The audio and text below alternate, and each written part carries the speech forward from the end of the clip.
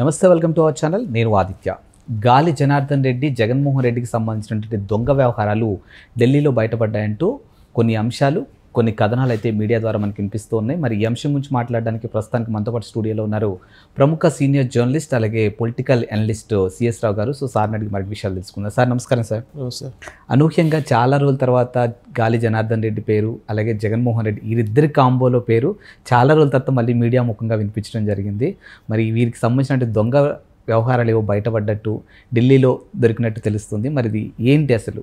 ఇప్పుడు జగన్మోహన్ రెడ్డి ఆడినటువంటి పచ్చి అబద్ధాల్లో ఒక అబద్ధం ఏంటంటే, గాలి జనార్దన్ రెడ్డి అంటే ఎవరో నాకు తెలియదు అసలు అని చెప్పి ఒక మూమెంట్లో ఆయన చేసినటువంటి వ్యాఖ్య.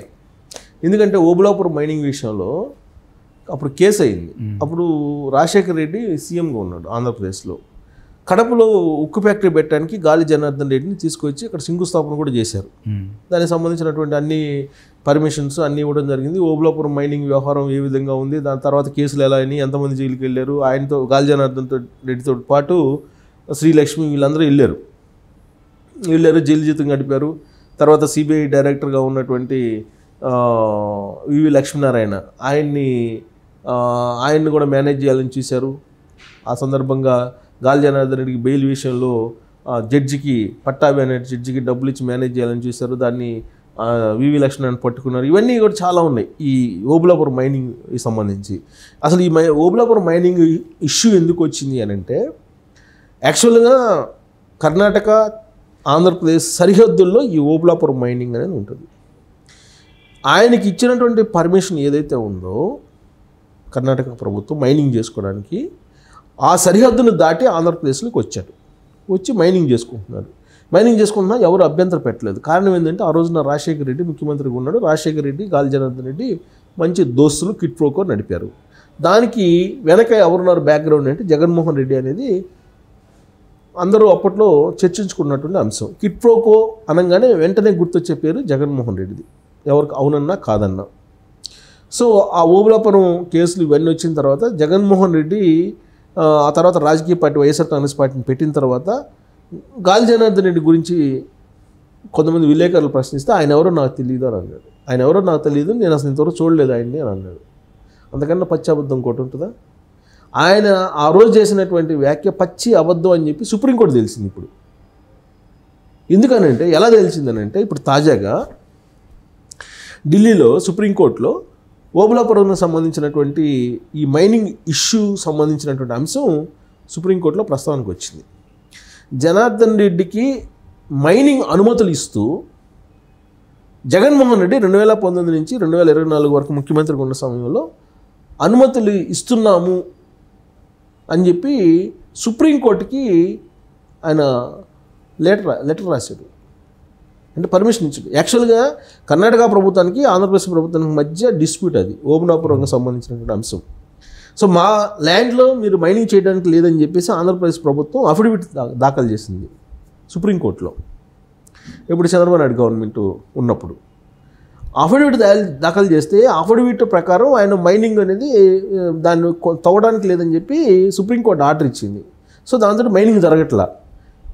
ఎప్పుడైతే జగన్మోహన్ రెడ్డి ముఖ్యమంత్రి అయ్యాడు 2019లో, ఆ అఫిడవిట్ని మార్చి ఓబులాపురంకి సంబంధించిన గనులు తవ్వుకోవచ్చు, అది యాజ్ పర్ ద రూల్ ఉంది అని చెప్పి ఈయన ఆధ్వర్యంలో సుప్రీంకోర్టుకి అఫిడవిట్ వేశారు.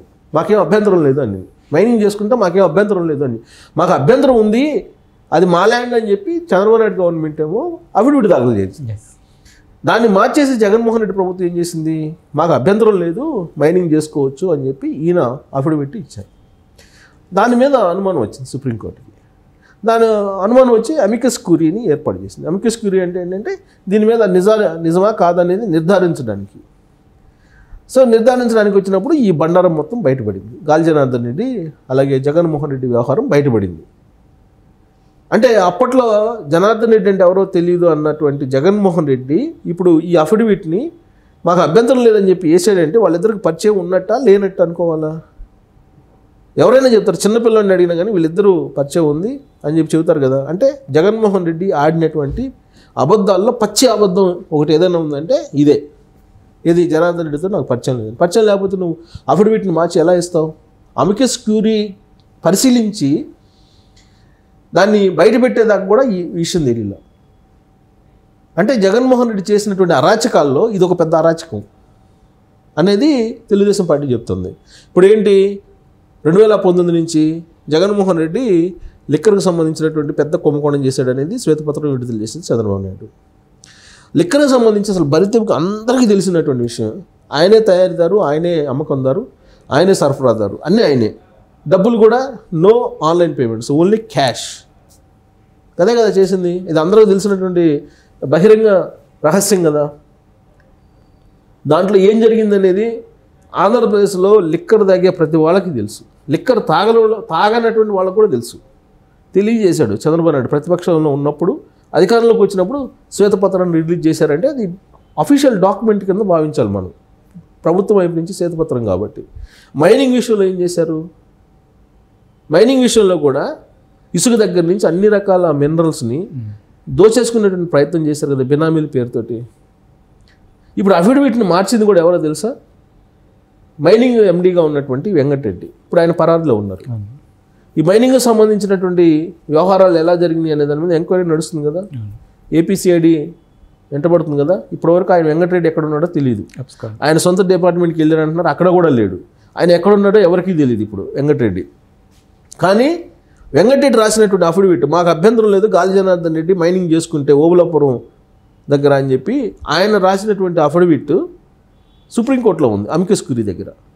ఇప్పుడు అది బయటపడింది, అమికస్ క్యూరీ రూపంలో ఇప్పుడు బయటపడింది. లేదంటే తెలియదు ఎవరికి ఇప్పటివరకు మైనింగ్లో జరిగినటువంటి రకరకాల ఇసుక కుంభకోణం, లేదంటే ఇతరత్ర క్వాడ్జిది ఇవన్నీ బయటపడ్డాయి. నెల్లూరులో క్వాడ్జి కానీ, లేదంటే కడపలో మైనింగ్కి సంబంధించి కానీ బైరటిస్ది, తర్వాత ఇసుకు సంబంధించి కానీ జేపీ వాళ్ళకి ఇచ్చిన ఇవన్నీ కూడా బయటపడ్డాయి.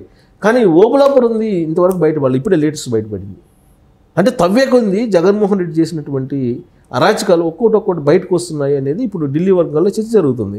అమికస్ క్యూరీ బయట పెట్టేంత వరకు కూడా ఈ అఫిడవిట్ సంగతి తెలియలేదని అంటే వీళ్ళు ఏ స్థాయిలో దీన్ని నడిపారు అనేది మనం అర్థం చేసుకోవచ్చు. గాలి జనార్దన్ రెడ్డికి అలాగే జగన్మోహన్ రెడ్డికి మధ్య బలమైనటువంటి సంబంధాలు ఉన్నాయని చెప్పడానికి ఇది ఒక పెద్ద నిదర్శనం కదా. ఉన్నాయని చెప్పి అందరూ అంటారు, కానీ లేవని చెప్పి ఈయన చెప్తున్నాడు. కానీ దీంతో బలమైనటువంటి బంధం ఉంది వాళ్ళిద్దరి మధ్య అనేది సుప్రీంకోర్టు వేదికగానే బయటపడింది కదా, ఢిల్లీ వేదికగా బయటపడింది కదా. అంటే అఫిడవిట్ని మార్చి ఇచ్చేస్తారు.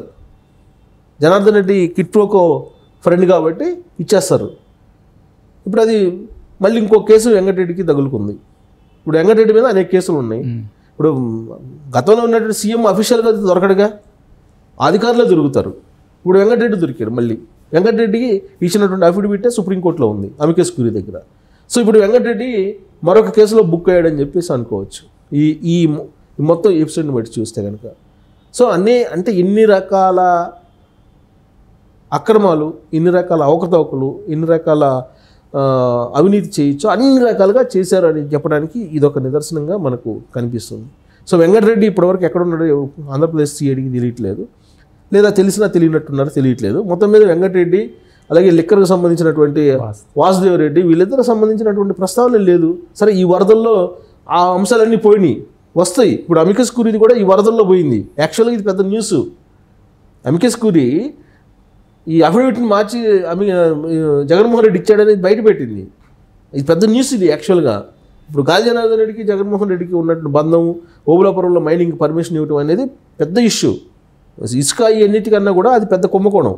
ఆ కుంభకోణానికి గ్రీన్ సిగ్నల్ పలికాడు జగన్మోహన్ రెడ్డి, దాన్ని సహకరించాడు వెంకటరెడ్డి. మరి వెంకటరెడ్డి మీద మరో కేసు, మరి ఆ కేసుని మరి చంద్రబాబు నాయుడు ఏం చేస్తాడు? ఈ వరదలు అయిపోయిన తర్వాత ఈ లోపైతే పట్టించుకునే పరిస్థితి లేదు. మరి వరదల పాటికి వరదలు, దీని పాటికి దీని అని చెప్పి ప్రభుత్వం భావిస్తే కనుక ఎమ్మెల్యే కనుక దీని మీద ఎంక్వైరీ చేస్తే మళ్ళీ ఇంకొక అతిపెద్ద కుంభకోణం బయటికి రాబోతుందని చెప్పి చెప్పచ్చు. Thank you sir.